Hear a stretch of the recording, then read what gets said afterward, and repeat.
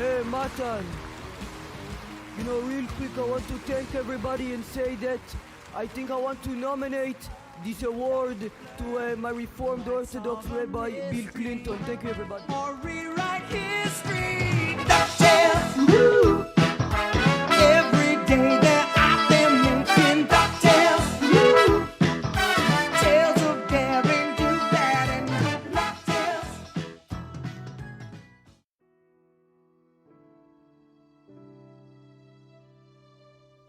Hey, long time no speak. I hope you had a good year, and if you didn't, then I hope next year is everything you could hope for. Seeing as it's coming to the end of the year, I figured it'd be fun to do something big. And since I'm terminally lazy, I tried to pick something that no matter when I managed to put it out, it'd still be somewhat interesting and relevant. And I figured between movies and games, it was time to talk about games again. For anyone that may not already know, I tend to be hilariously late to the party on things. That being the case, this Game of the Year list is going to be made up of games I started and finished this year. I went back through all my receipts and I wrote down everything before whittling it down to these 10 games. Okay, let's get started. Pokémon Sword was the first of the new mainline Switch games in the series, and it really surprised me. I can't say I've ever been a hardcore Pokemon fan, but I've been actively interested since around Diamond and Pearl. I've always loved the general loop of the games, and their look too. The really polished sprites, the grid-like world, and the turn-based battles all felt so fun and approachable, and unique to a little me at the time. And when the art style began to shift to a more advanced look, and people began getting tired of the same gameplay entry after entry, I wasn't exactly in agreement. I thought there was value to this old style. I thought it could last forever, as long as the stories were fun and the creativity kept flowing. So as we started to transition further from the look started by the Kanto remakes, the further I strayed from entry to entry, and when Sword and Shield were announced, I was surprisingly optimistic. Having now played it, of course, I really enjoyed my time with Sword. I love that the core combat system is still intact, the only difference now being flashy visuals and less sharp edges on our pocket monsters. The change to the loop of gym challenges was fun too, giving the Galar region a very unique feel for someone who had tapped out around Black and White. You're able to now extensively customize your character, which is great for people like me who love to create mountains of backstory for their characters. And that new open area where you can just capture Pokemon that show up in front of you is, beautiful. Also, the music, the visuals, and the collection of Pokemon is just terrific. Hop's battle music specifically is one of my favorites, and it got me moving every time, no matter where I was. And visually, well, just look at some of these pictures and videos. There's so many beautiful colors and great views, and since it isn't all restricted to a DS, it can actually look stunning at times. I still miss the sprite work and that really refined 2D style used on character models, but this finally looks like it should have back when they decided to attempt it, and that stuff I love is still there in some small ways. That's not to say there aren't a few issues. It's a Pokemon game, so you're going to be wanting for something more challenging in the long run. I found it kind of crazy how easily I stomped most gyms with little to no grinding or training. Even the final challenge is a bit disappointing, as instead of an Elite Four, you face a few of the key gym leaders again, before facing a champ whose team is best summed up as like 5 pawns and then a queen. The story is also... it's fine, I guess, and I don't feel like it's appropriate to hang on it too much, but it had so many threads that seemed to lead nowhere, despite some interesting changes to the formula. Like your villain group, Team Loud, they're a group of like over-enthusiastic fans, and that's fun, but they were barely there most of the time. You also have like 2 or 3 rivals, but they don't feel like they serve much of a challenge or a purpose in the long run. I wish you could have prioritized one rival over the others, making them change how they act with you, and maybe even how their teams actually develop. Or maybe have them all challenge your battle skills in different ways, with one utilizing lots of fast Pokemon that will hit with advantage, while others focus on buffing and debuffing, and then just have one who straight up has powerhouse Pokemon that you have to beat by abusing the type system. You know, something to differentiate them in a gameplay sense. Still, despite that, Sword was a really fun dip into the new world of Pokemon, and from the early reviews for Scarlet and Violet, I may be jumping back in soon, after a few performance patches. I've never been amazing at fighting games, but in that respect, I've managed to find a pocket of them that I do enjoy. Mostly ones made by NetherRealm and CyberConnect, but Arc System Works' Dragon Ball fighting game might be one of my favorites, of all time. Amazing visuals, a terrific spread of music, top-tier voice acting, and some fun and clever writing all hit you with every match, every boot up, every moment. This game consumed most of my time at the start of the year, and while I've taken a break for now, I still have other characters to play, more of the grid-based story to see, and tons more fun to have. If this game had one thing keeping it from sheer greatness, it would definitely be its other offerings. I know a fighting game is about fighting, but for all the money already thrown at this thing, why not throw in a little more? Give us some minigames, more involved story mode, maybe a few more maps. As it is now, while there is a lot of it, the story is very simple from a gameplay perspective, only drawing me back in when I felt like blowing through a bunch of matches or seeing more of the fun character interactions. It's way too easy and way too repetitive. Not to mention the 3 arcs offer no real difference beyond some of your playable roster. Dragon Ball FighterZ is a great game that I think I'll continue to play forever, even if it's just against bots or local friends once the servers finally shut down. I don't know if it's possible with the level of polish this game offers, but I'd love another 1 or 2 fighter expansions. Please guys, Xenoverse is still getting content. Can this game get a little more love? I promise if you consider it, I'll try out your weird Evolve game. Please? This is one where I don't know what I could say. I don't know what could be said after so long, besides, don't kill me for it being here on the list instead of the number 1 spot. Breath of the Wild was magical. Exploring the world and fighting and hunting, discovering and cooking and experimenting, all of it felt so rewarding and special. It feels like the adventure game. It manages to do things that I've seen mentioned with games like Skyrim, but I've never personally felt. That sense of discovery never soured, like when I found my 10th cave full of mobs and boring loot. The story is loose and light, so a small to non-existent pool of dialogue felt appropriate, and everyone you run across and help and talk to feels unique. The story is also good. Don't let what I said before fool you. The story here is loose and light, but it's still one worth experiencing.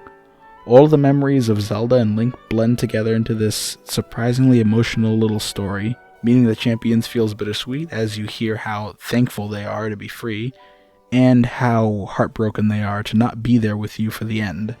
And by the end, when I had all my memories, I found myself legitimately wanting to save Zelda, save Link's friend, my friend. So I beelined it for the castle, and that final battle with Ganon, with the music and the fanfare, and the Divine Beast Blast, and the Bow of Light, and Zelda's big finish. Again, what can I say that hasn't already been said? It's amazing. When I tell you a game was made for me, I mean that shit. I've said it like a handful of times, but every time I mean it. Kirby and the Forgotten Lands was made for me. It's this terrific little game where you can relax and just enjoy the adventure at your leisure. The music is great, the boss fights are fun, the variation in gameplay and environments is spectacular. There's challenge there for those who want it in so many forms, from ability-specific puzzle rooms to harder difficulties to a literal boss arena to a hidden super hard world, and I love it all. This game's only shortcomings are repetition in some of its boss encounters and post-game offerings, but even those are minor nitpicks since there didn't have to be a post-game at all. And in the post-game, I said what I said. The bosses are legitimately cool and get these tricky remixes to them. And in true Kirby fashion, it's all so cute. Watching this little puffball jump and run and slide and slice and smile his way through the world is so entertaining. The enemies are all so inviting, your little town builds up, and it's so fun to run around in. Even the bosses all have cool or kooky things going on, and at the heart of it is some surprisingly serious Hidekiano type shit that you overcome through the power of magic and friendship and cute little stars. A long time ago, a man at Insomniac said that the best and worst thing about working on a Spider-Man game is working on a Spider-Man game. And I can only imagine how much that must resonate with all the developers currently working on Marvel properties, none more than Eidos Montreal. When Guardians was announced, its presentation was lackluster, and throwing up the Square logo didn't incite feelings of excitement and visions of stuff like Final Fantasy VII Remake. Instead, there was worry and dismissal and the sour taste of Marvel's Avengers. Ugh. But despite all that, I saw something there, and I continued to see it as the small but strong marketing campaign kicked up, and now we're here. Guardians of the Galaxy is an awesome action-adventure game that is fun to play, to watch, and to listen to. This original version of the Guardians has some very obvious influences, but they don't start and end with the MCU. It's the best of all worlds, as Rocket is the most wild and unpleasant I've ever seen. Star-Lord is still immature, but at his core very troubled and burdened as the leader. Drax is very literal and very angry, but he's also very nuanced. He's proud and in touch with his culture. And Gamora, oh man, Gamora. She is presented as the sword-wielding badass, second in command, and confidant to Peter. But more than that, she is the team's older sister, often making hard choices, calling others out, but also joining in on the fun and letting her heart open when it needs to. The entire world is rich and full of detail, and so much of it is put at your fingertips. You can explore these planets, you can explore these people, all while you're riveted on a ride across the galaxy on a perfectly paced adventure to save it all. And to save it, you fight. You fight with blasters, with fists, with your team, developing them and having them work together, grow together, and jam out. All of it set to a terrific selection of past gems, yes, but also an entire original album of hits that all ended up stuck in my head and ears while I played and way after I stopped. I love this game so much. It is so much what I would have wanted it to be and so much more. And while you don't see a big platinum medal next to it, this game is a must for fans of Guardians, Marvel, or action-adventure games in general. My first Dark Souls game was Dark Souls 3. It was the one that seemed the most approachable and epic, and it just drew me in, and the first time I beat it, it felt amazing. It was such a grand adventure, and like any adventure, it had challenge and amazing moments and places. It was great, and I'm so glad I got it out of the way so I could make way through this gem with a little bit of experience. Dark Souls really surprised me. I expected something a little clunky, a little simpler, a little less epic than the game of the same name with, the 3 tacked onto it. But to my surprise and enjoyment, I was very wrong.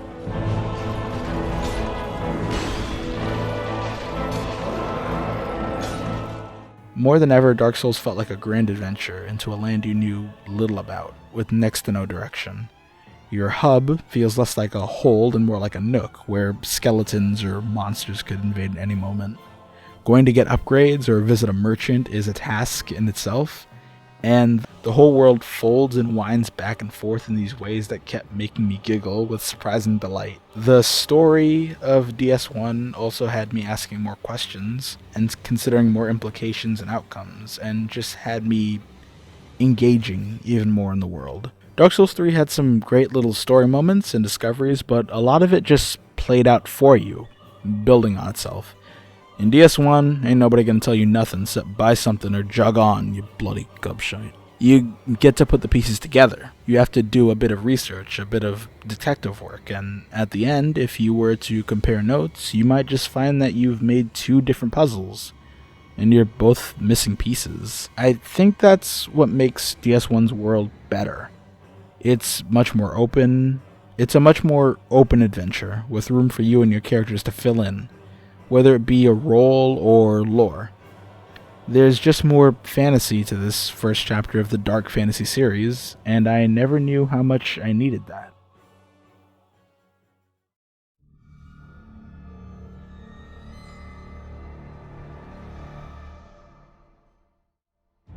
I have put an ungodly amount of time into both Destiny and Destiny 2 since 2014. A near embarrassing amount of time, and I've never regretted it for a moment, because it was so much fun. And now, while this isn't the end of it, it feels like we've been building to this. Witch Queen feels like more than an expansion for Destiny. It's a sequel to The Taken King, which is everyone's favorite. It's a true step up in Destiny storytelling, offering a legit mystery for you to piece together with twists and turns and difficult truths. It's also the beginning of the end of that shoddy but fun story started way back in 2014. This expansion offered so much of what the game needed. New places to explore, new weapons and armor to chase, new activities, interactions, new ways to express yourself and use your abilities. It's so good.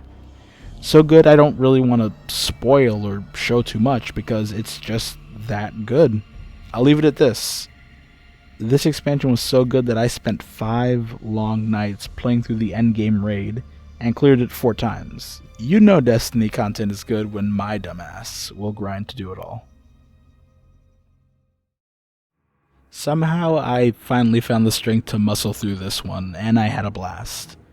Though I had touched Bloodborne before, I very quickly dropped it because, oh my god, I'm a scaredy cat. Luckily, outside of one awful room, the rest of the game was manageable. In fact, the more and more I played, the more and more I became enthralled in this world specifically. Bloodborne is such a dark departure from Software's other games, and it gives them a chance to really surprise and horrify you in so many ways. Body horror, psychological horror, monsters, spirits, wheelchairs, deadbeat dads, it's all here and it's all so good. The gameplay also feels aggressive and fast, and it very much encourages you to act the same. It makes sense on paper to make a game where you fight beasts force you to move and fight like a beast, but it's a much harder feeling to capture. Having said that, the lack of shields, the trick weapons that you can transform combo into, and the system of regaining health immediately after being hit really makes you seek out targets, whether they be big or small. You very much become your own form of monster as you chase down enemies so you can ferociously collect a chunk of flesh. Also, Fashion Souls is at full power here, since not only can you not upgrade armor, like in DS1, each set has very minimal physical defense difference.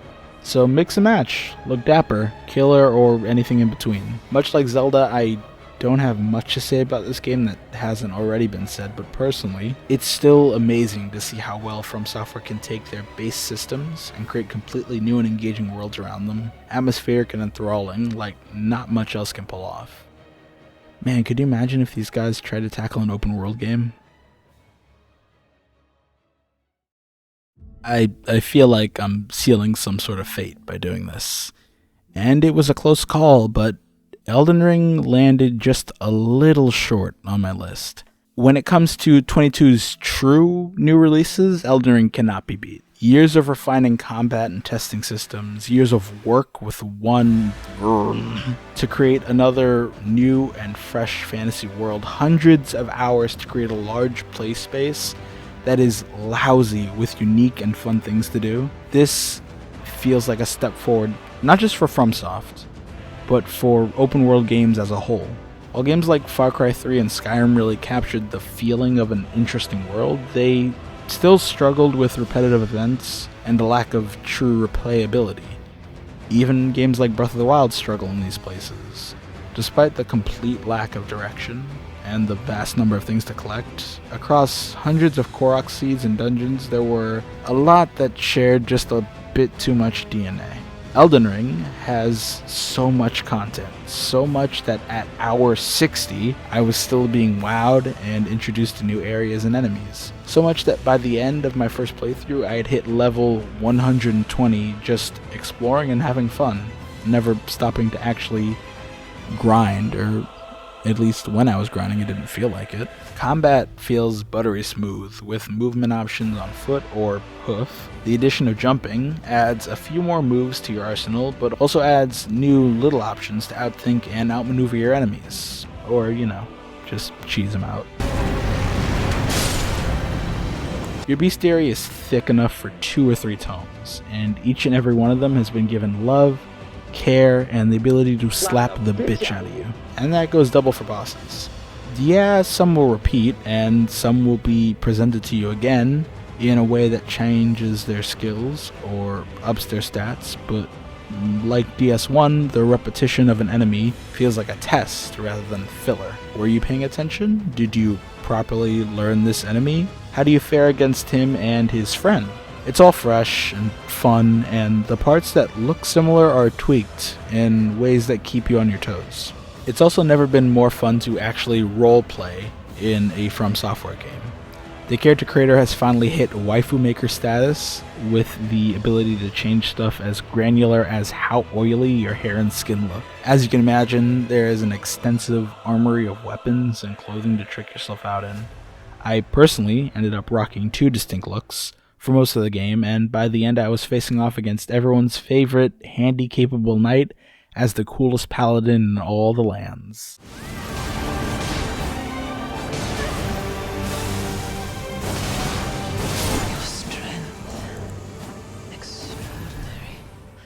The story here, like DS1, offers many answers, but also leaves you with some nice, open-ended questions. The nature of a history written by those with bias, the hidden shames of the gods, the greater powers that be, and the lands beyond, it's all stuff that leaves you frothing at the mouth for more. And I have a strong feeling we will see more eventually. Elden Ring was nothing short of a masterpiece, and I will be playing it again and again and again for the foreseeable future. They've quadrupled the map size, the enemy count, the bosses, the weapons, the armor, the customization, and somehow they found time to make magic more approachable too. Just wow. Yeah, like I said, any other year Elden Ring would have been Game of the Year, easy. But this year there was something else I played. My proper introduction to video games started with things like Halo CE, Transformers, Lego Star Wars, fun games about big dumb space fights, and sometimes interesting characters in even more interesting worlds. As I got older and I became a pretentious jackass, I started to care more about stories, so stuff like The Last of Us, Uncharted, the Arkham series, Deus Ex, games that offered a chance to step even further into a world by letting you interact with it in many more ways. This then led into RPGs like Cyberpunk and The Witcher and the Souls games, and finally here. My personal game of the year for 2022 is Mass Effect, the Legendary Collection. Mass Effect 1, 2, and 3 with all the major story DLC included. I can't begin to tell you the magic I felt the first time I played one of BioWare's other games, Knights of the Old Republic. I'd never played an older RPG or a more traditional RPG. Part of me was intimidated by them, and part of me just thought I wouldn't enjoy the emphasis being taken away from fully controllable combat. But to my surprise, KOTOR's system drew me in, as old and clunky as it might be, and by the time it was done, I walked away remembering character conversations much more than combat, and I wanted more. Mass Effect is just that. It's more. More amazing characters, more terrific worlds to learn about and explore, whole galaxies even. More conversations and influence over your story that feel impactful no matter how small. I love Mass Effect. Even as I saw it slowly slipping away from the RPG elements that I had come to love, numbers out the ass and item and armor management for your squad, more numbers. Even as that stuff fell away and the game became more and more action heavy, there was still that core The conversations, hanging out on the Normandy, learning about your friends, falling in love, making a mistake, saving a life, sacrificing everything. It's all so real and well done and amazing. The world is thought out in a way I thought would only be reserved for a book series, and the writing and utilization of its world is as rich as the best parts of Star Trek, and the action is good, even when it takes away from the game's stronger points. For as much as I fell in love with my Pokémon party, for as much as I loved unlocking special finishes in Dragon Ball, for as much as Zelda and Kirby gave me beautiful and relaxed gaming experiences, for as much as the Guardians moved me from chuckles to sobs, for as much as Dark Souls and Bloodborne challenged me and rewarded me with more of their world, for as much as Witch Queen added to the ever-ticking destiny timer on my life, and for as much as Elden Ring pushed the future of its genre, Mass Effect gave me the world. Every world, and the stars in between, and I cannot wait for the next chance to set course for Eden Prime, meet my crew, create my shepherd, and lead the fight against the Reapers.